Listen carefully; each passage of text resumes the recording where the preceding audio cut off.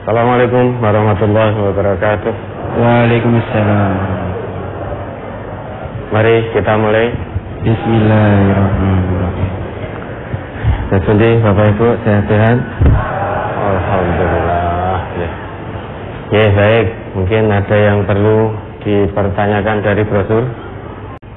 Pada brosur tersebut disebutkan bahwa Bani Israel terpecah jadi 72 golongan. Pertanyaan, siapa yang dimaksud dengan Bani Israel itu, Ustaz? Yahudi dan Nasrani. Bani Israel itu termasuk di dalamnya itu Yahudi dan Nasrani. Meskipun Yahudi dan Nasrani ini oleh Al-Quran disebut sebagai ahli kitab, sebagai ahli kitab yang mendapatkan anugerah dari Allah, kitab suci, isinya petunjuk dan cahaya. Tetapi karena mengikuti hawa nafsu, menuhankan hawa nafsu, tidak mau lagi mengikuti petunjuk dalam kitab suci mereka, sehingga hatinya menjadi keras. Coba diingat Al-Hadid ayat 16.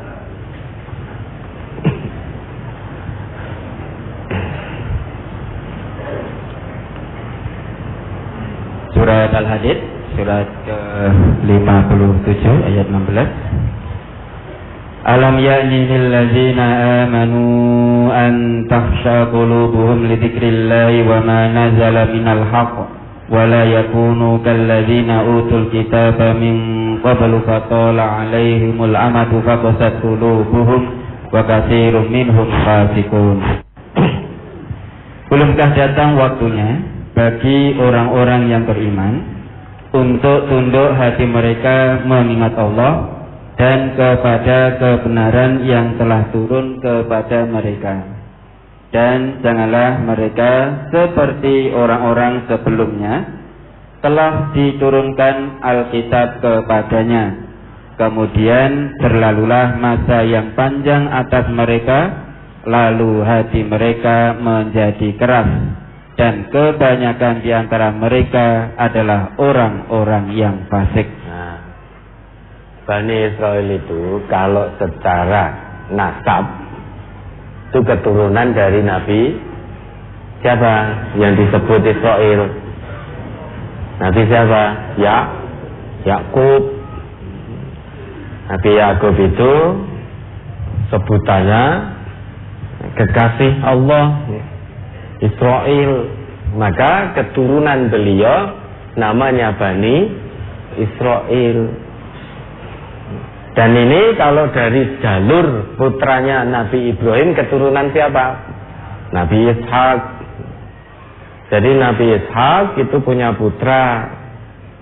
Nah, ini menurunkan Bani Israel.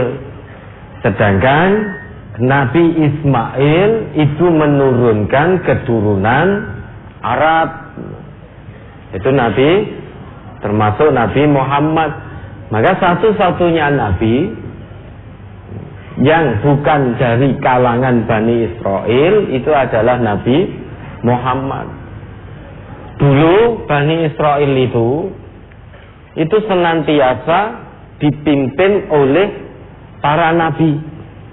Kanat Banu Israel tasusuhumul anbiya. Bahwasanya Bani Israel itu dulu selalu dipimpin oleh nabi. Kullama halaka nabiyyun khalafahu nabiyyun. Setiap kali wafat nabinya, maka Allah ganti, Allah utus dengan nabi yang baru. Terus seperti itu. Tetapi dasar Bani Israel keras kepala, hatinya keras, dipimpin oleh nabi. Setiap kali nabi wafat, Allah kirim utus nabi lagi. Begitu seterusnya.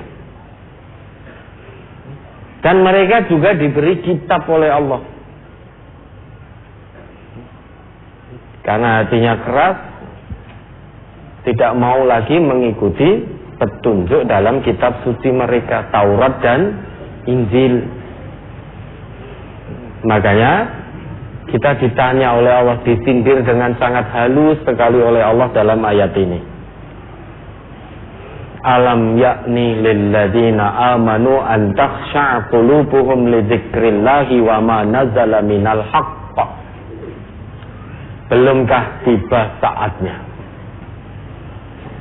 orang-orang yang telah menyatakan keimanannya, orang-orang yang telah mengaku beriman, belumkah tiba saatnya hatinya tunduk patuh untuk terus mengingat Allah, sehingga hidupnya dimanapun dia berada senantiasa yakin diawasi oleh Allah, sehingga sulit untuk bermaksiat kepada Allah, sulit untuk jauh dari kitab suci, dari petunjuk kitab suci.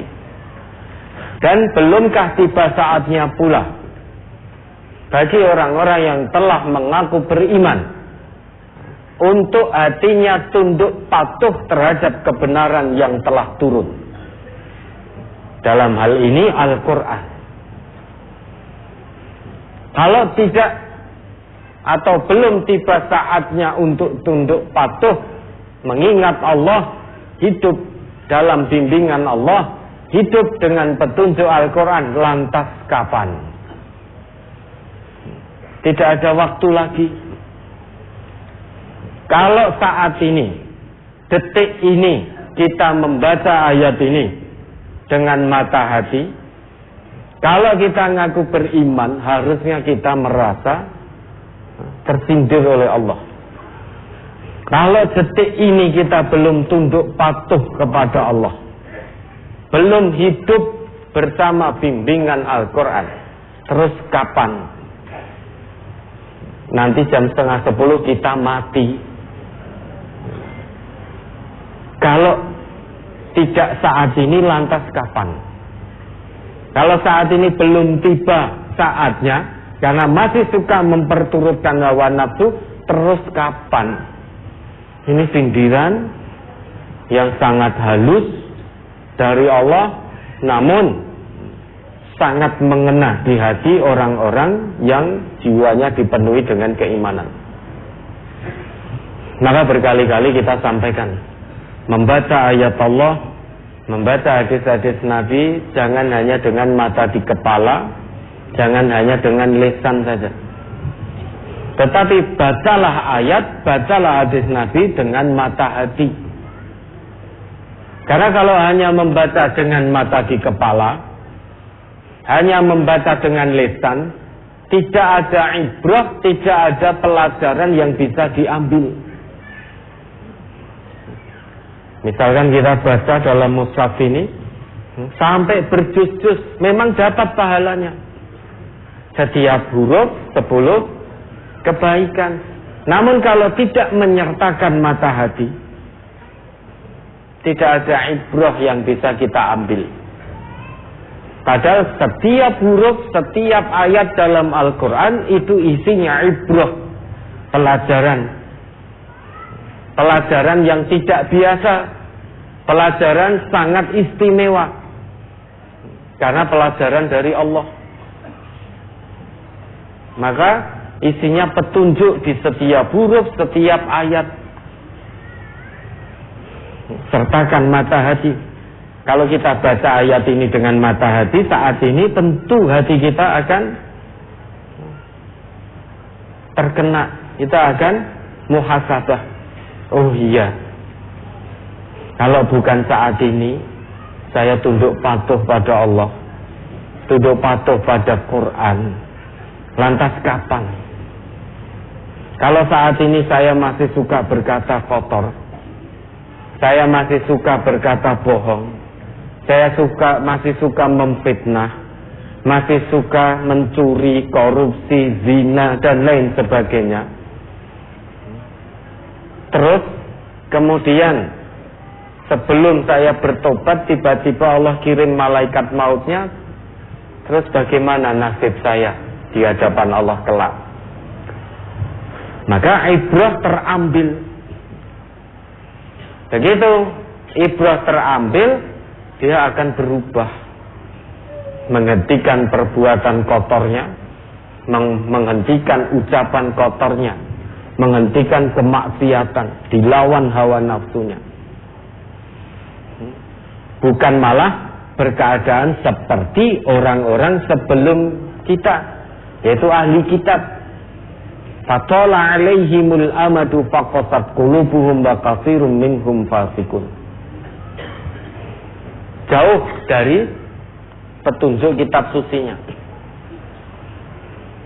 Taurat, Injil dulu yang Allah turunkan itu isinya petunjuk dan cahaya. Huda wa nur, petunjuk dan cahaya. Tetapi karena petunjuk dalam Taurat dan Injil itu senantiasa tidak cocok dengan hawa nafsu manusia, maka banyak orang Yahudi dan Nasrani menutup-nutupi kebenaran petunjuk Taurat dan Injil. Petunjuk yang tidak cocok dengan hawa nafsunya ditutup-tutupi atau bahkan dihilangkan, diganti dengan tangan-tangan mereka. Hukum zina bagi yang menikah harusnya dirajam, itu ada dalam kitab suci mereka, dirubah menjadi dipermalukan. Jadi orang yang berzina cukup hanya dipermalukan, dipukul dan dipermalukan. Jadi dirubah-rubah. Kenapa? Karena kalau mengikuti petunjuk kitab suci, tidak cocok dengan perbuatan yang disenanginya. Kan nafsu itu la'ammaratun bisu. Sama dengan kita. Al-Quran isinya petunjuk dari Allah, hudan linnas, bahkan hudan lil muttaqin. Namun banyak orang Islam yang tidak mau mengamalkan ayat Al-Quran karena mungkin tidak cocok dengan hobi maksiatnya. Ada ayat tentang riba, larangan riba. Banyak orang Islam sekarang terjerumus dalam praktek ribawi.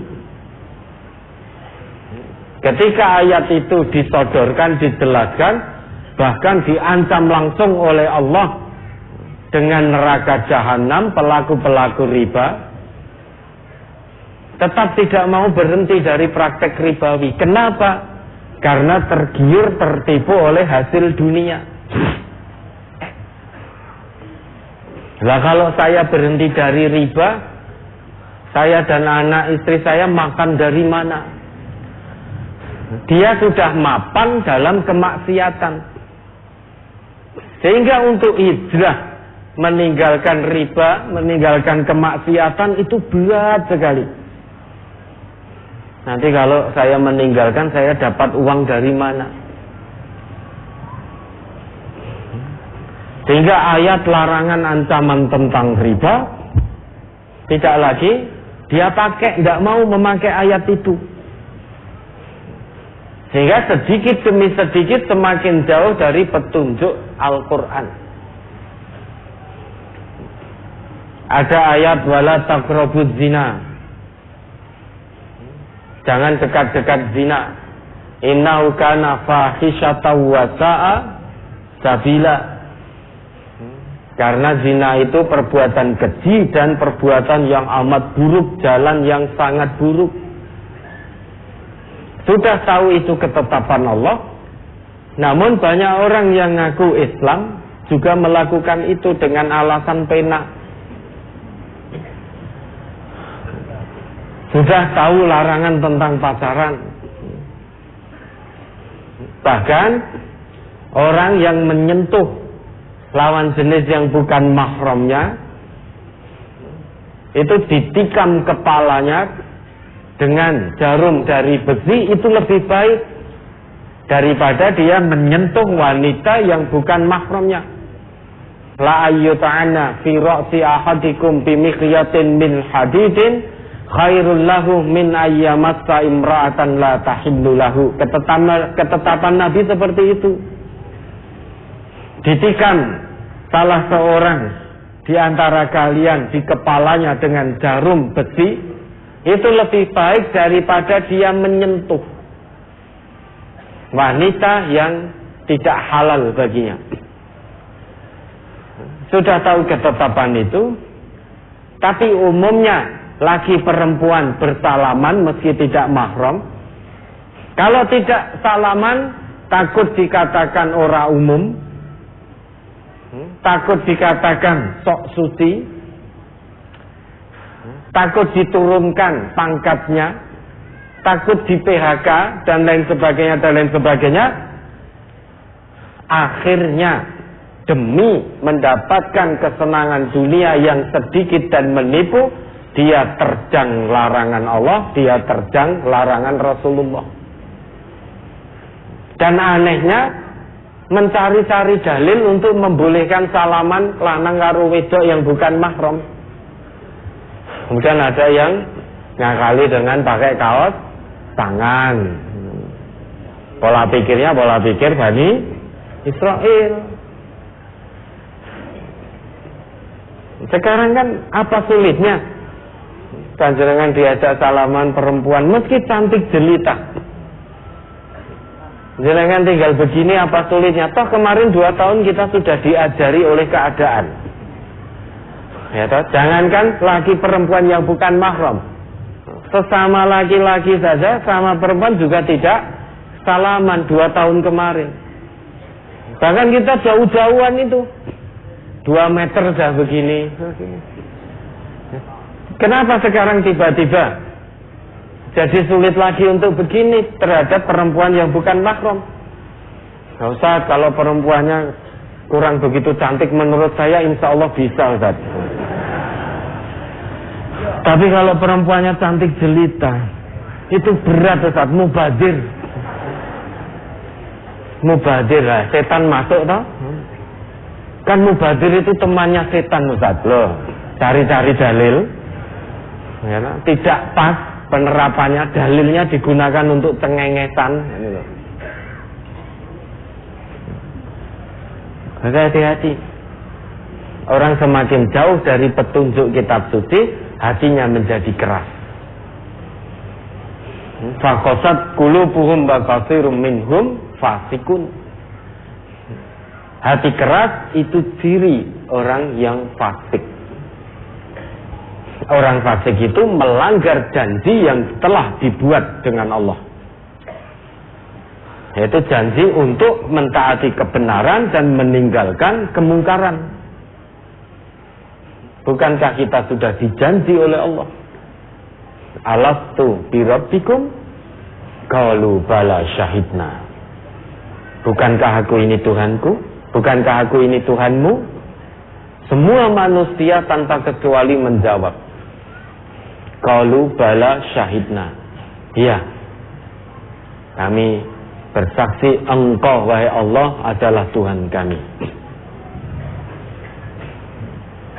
Tetapi seiring dengan berjalannya waktu, banyak manusia yang mengkhianati janjinya kepada Allah. Orang yang mengkhianati janji ini orang yang fasik, yaitu hatinya keras. Dan inilah ujian terbesar sesungguhnya yang saat ini dialami oleh orang-orang Islam termasuk kita, yaitu qaswatul qulub, kerasnya hati. Ini ujian yang paling berat dan paling membahayakan. Sehingga ujian yang paling memberat, yang paling menyengsarakan, paling menghinakan, paling membahayakan, itu bukan ujian kemiskinan, bukan ujian kemelaratan, bukan ujian sakit. Banyak di antara kita takut yang diuji miskin. Banyak di antara kita takut yang diuji sakit. Padahal di balik sakit yang Allah berikan, kalau kita jalani dengan ikhlas, dosa-dosa kita digugurkan oleh Allah. Namun ternyata mayoritas di antara kita tidak takut dengan ujian qaswatul qulub, dengan kerasnya hati. Padahal kerasnya hati ini ujian yang sangat membahayakan. Karena bisa menjadikan kita fasik. Orang fasik, kata Allah, finnar. Ya. Ubtulinal yaum. Pada hari ini kita diuji. Bibaliyatin lakal balaya. Dengan satu ujian yang tidak seperti ujian-ujian biasanya. Wahia qasiyatul qulub atau al-qulubu qasiyah. Ujian ini yang satu ini yaitu dengan kerasnya hati. Jauh dari petunjuk kitab suci, jauh dari petunjuk Al-Quran, jauh dari tuntunan Rasulullah. Maka hati kita menjadi keras. Semakin jauh dari petunjuk kitab suci, semakin jauh dari tuntunan Rasulullah, hati kita menjadi keras. Kalau hati menjadi keras, maka itu ciri khusus bahwa dia termasuk orang-orang yang fasik. Biar kita tidak fasik, maka Allah beri cara, wala yakunu kalladzina utul kitaba min qabl. Jangan ikuti jejak langkah ahli kitab, yaitu jauh dari petunjuk kitab sucinya. Ya, Bani Israel itu adalah keturunan Nabi Yakub. Karena Nabi Yakub punya sebutan Israel, maka anak cucunya disebut Bani Israel. Ya, ada lagi.